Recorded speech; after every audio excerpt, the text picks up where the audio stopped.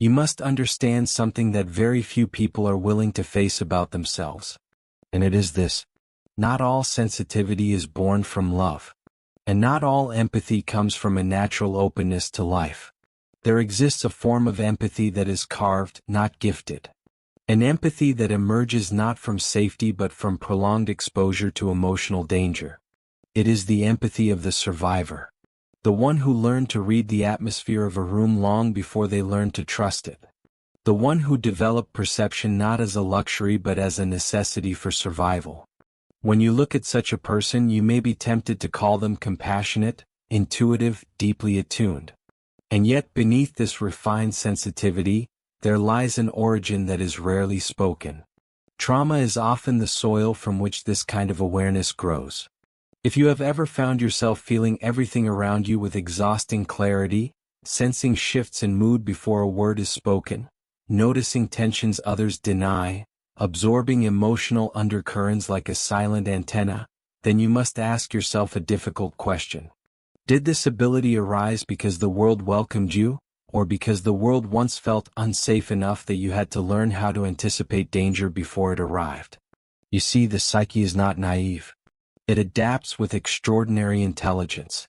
When a child grows in an environment where emotional stability is uncertain, where love is conditional, unpredictable, or shadowed by fear, the unconscious begins to sharpen its instruments. It develops what I would call hyper-attunement. The child learns to read micro-expressions, tonal changes, subtle gestures, the unspoken tensions that exist beneath words. This is not empathy in its purest form. It is vigilance disguised as empathy. And this distinction is essential because trauma-born empathy carries a hidden burden. It is not simply the ability to feel others. It is the inability to stop feeling them. It does not ask permission before it enters your awareness. Snorts. It floods the psyche with information, emotional data that the conscious mind often struggles to process.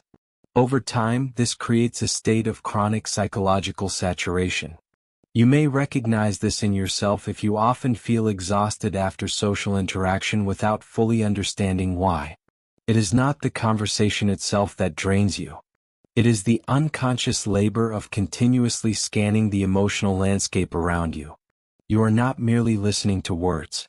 You are absorbing atmospheres. You are not merely observing people.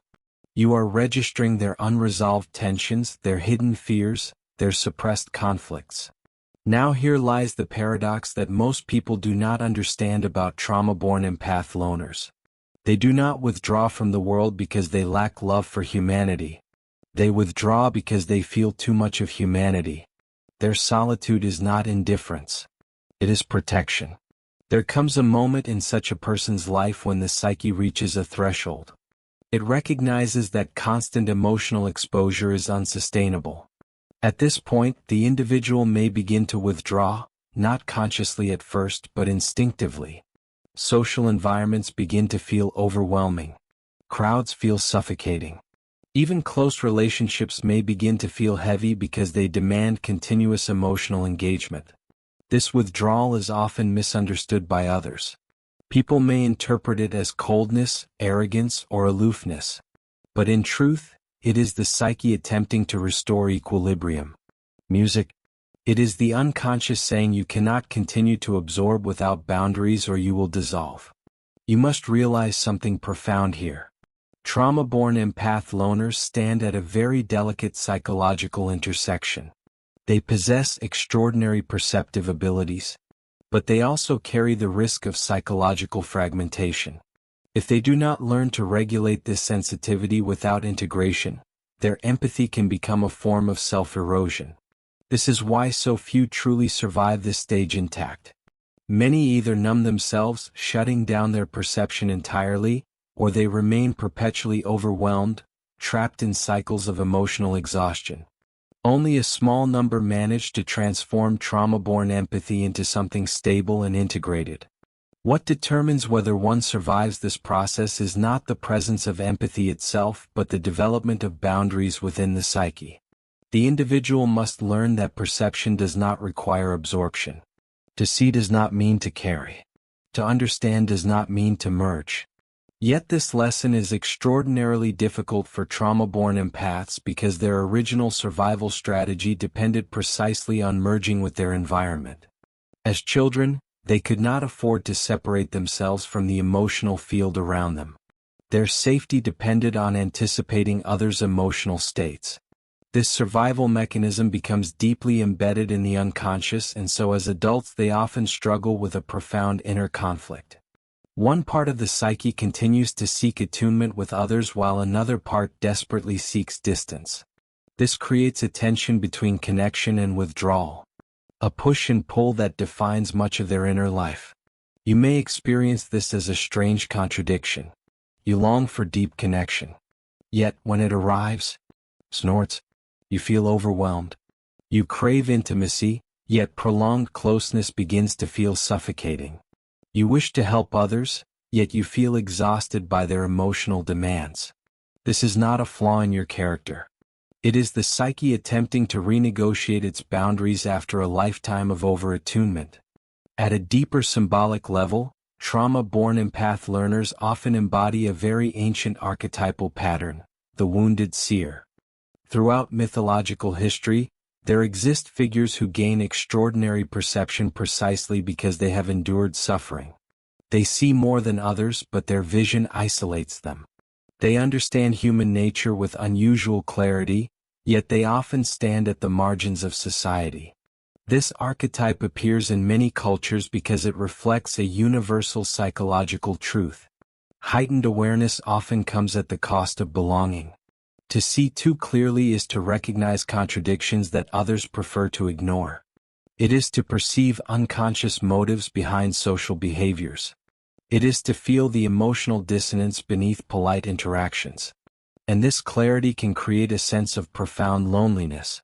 For trauma-born empath loners, this loneliness is not merely social. It is existential. They often feel that they cannot fully share their inner reality with others because their perceptions are too nuanced, too complex, too deeply rooted in subtle psychological dynamics that most people do not consciously perceive. This leads to a form of silent isolation. Not because they lack relationships but because they lack resonance. They may be surrounded by people yet feel unseen at a fundamental level. Here the danger becomes psychological withdrawal into excessive solitude. While periods of solitude are necessary for restoration, prolonged isolation can lead to a disconnection from the relational aspects of the psyche. Human beings require some level of interpersonal engagement to maintain psychological balance. Thus, the central challenge for trauma-born empath loners is not to eliminate their sensitivity, but to transform it. They must learn to differentiate between perception and responsibility. They must recognize that understanding another person's emotional state does not obligate them to fix it. This realization marks the beginning of true psychological individuation. Individuation, as you must understand, is not the process of becoming less sensitive. It is the process of becoming more differentiated. It is the ability to remain aware of others without losing oneself within them. For the trauma-born empath, this requires a profound shift in identity. They must move from the unconscious role of emotional guardian, the one who constantly monitors and stabilizes others, into a more autonomous psychological position.